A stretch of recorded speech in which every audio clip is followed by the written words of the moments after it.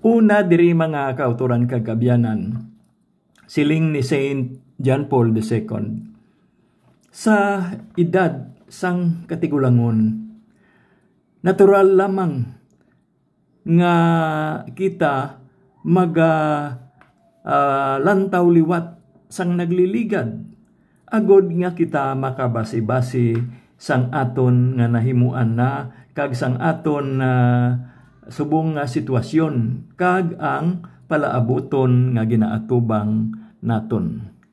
Ining paglantaw naton sang nagliligad, magapatigayon sang isa ka matawhay kag maayo nga pag-ibaluar sang mga katawhad kag mga sitwasyon nga aton nasugata sa aton nga pagpanglakaton. Ang paglipas sang panahon nagabulig sa aton agod nga aton makit-an ang aton mga eksperyensya sa isa ka klaro nga kasanag kag agod nga mapahagan-hagan ang mga kasakitan nga aton nga gina-eksperyensyahan.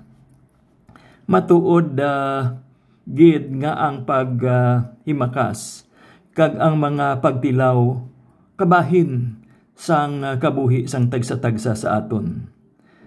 Kag kun kaisa ang mga palaligban kag mga pag-antos nagaserbi nga pagtilaw sang aton mental kag pisikal nga ikasarang.